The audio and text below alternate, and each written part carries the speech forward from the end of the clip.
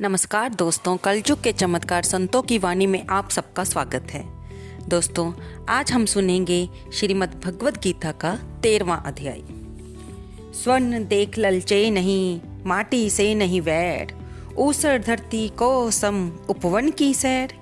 सुंदर नारी रत नहीं, नहीं मोह और काम, शीत उष्ण सम है जिसे नहीं क्रोध का नाम।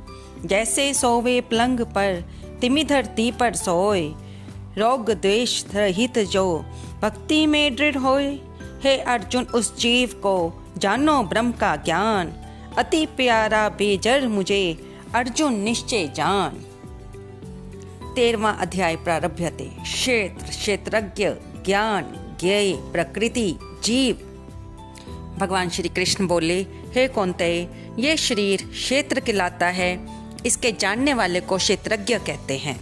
संपूर्ण क्षेत्र में क्षेत्रज्ञ मुझे जान। क्षेत्र और क्षेत्रज्ञ का जो ज्ञान है, मेरे मत से वही ज्ञान है। ये क्षेत्र कैसे रूप का है, उसमें कौन कौन विकार होते हैं, उसकी उत्पत्ति किस प्रकार से हुई और क्षेत्र का क्या प्रभाव है, इत्यादि बातें संक्षेप में कहता हूँ, सुनो। अनेक ऋषियों ने अनेक प्रकार के छंदों में इसे बतलाया है।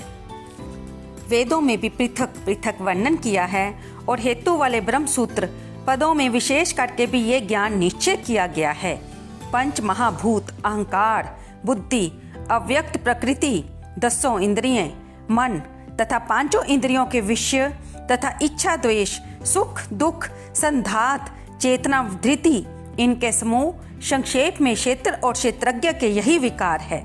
मान और पाखंड से रहित अहिंसा, सहनशीलता, सरलता, गुरु की सेवा, पवित्रता, अपने मन का संयम, इंद्रियों के विषय से विरक्ति, अहंकार रहित और जन्म मृत्यु, बुढ़ापा, रोग, दुख आदि दोनों को देखना, पुत्र, स्त्री, ग्रह इत्यादि में आसक्ति न करना और इनमें अपने को सुखी दुखी न मानना और इष्ट अनिष्ट की प्राप्ति में हर्ष विषाद रहित रहना, अनन्य भाव से मेरी भक्ति, एकांत में रहना, जन समूह में रहने से विराग, सदा स्मरण रहना कि मैं परमात्मा का ही अंश हूँ। ज्ञान प्राप्ति के उद्देश्य से मोक्ष को सबसे श्रेष्ठ मानना, इसे ही ज्ञान कहते हैं। इससे जो भिन्न है वह अज्ञान है। अब ज्ञेय का स्वरूप वर्णन करते हैं, जिनको जानकर मनुष्य को मोक्ष प्राप्त होता है। वह आदि रहित, बड़े से बड़ा, अकथनीय होने से न सत्य ही कहा जाता है और ना असत ही कहा जाता है। सब उसके हाथ और चरण हैं, सब और नेत्र, सिर और मुख हैं, सब और कान हैं। वे सब इंद्रियों के गुणों का प्रकाश है, पर उसकी कोई इंद्री नहीं है, जिसका किसी से आसक्ति नहीं है, पर जो सबका आधार है।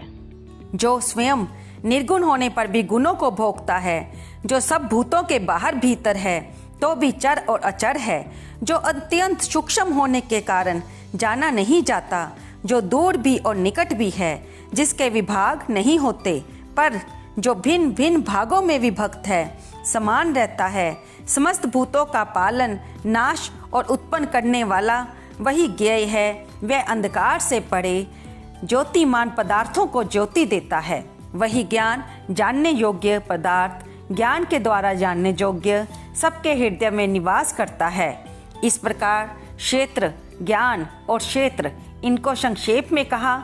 इसे जानकर मेरे भगत मेरे पद के योग्य होता है। प्रकृति और पुरुष दोनों ही अनादि हैं। विकारों और गुणों की उत्पत्ति प्रकृति से हुई है। कार्य और कारण को प्रकृति उत्पन्न करती है। पुरुष तो सुख और दुख को भोगता है। प्रकृति में पुरुष रहता है, प्रकृति के गुणों का उपभोग करता है, तदनुसार उत्तम तथा अधम जोनि में जन्म लेता है। इस देह में उसे उपद्रष्टा, अनुमंता, भर्ता, भोक्ता, महेश्वर, परमात्मा और परम पुरुष कहते हैं। इस प्रकार के गुणों के साथ प्रकृति और पुरुष को जो जानता है, उसका रहन सहन चाहे कैसा हो, पुनः जन्म नहीं होता। कोई ध्यान से, कोई सांख्य योग से और कोई कर्म योग के द्वारा अपने को आत्मा में देखते हैं, परंतु कोई तो इस प्रकार से ना जानते हुए भी दूसरों को सुनकर ध्यान करते हैं और श्रद्धा से सुनकर वे मृत्यु के पार चले जाते हैं। हे अर्जुन, स्थावर या जंगम सब प्राणी क्षेत्र और क्षेत्रज्ञ के संयोग से ही होते हैं। परमेश्वर सब भूतों में समान रूप से है। भूतों के नष्ट होने पर भी उनका नाश नहीं होता।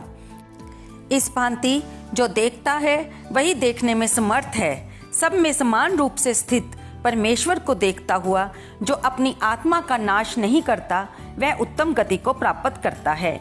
जो ये देखता है कि प्रकृति द्वारा सब कर्म होते हैं और आत्मा को अकर्ता मानता है, वास्तव में वही मानो देवता है।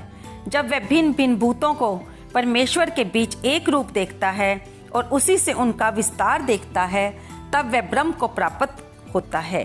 हे कौन्तेय, अनादि और निर्गुण होने से परमेश्वर अव्यय है।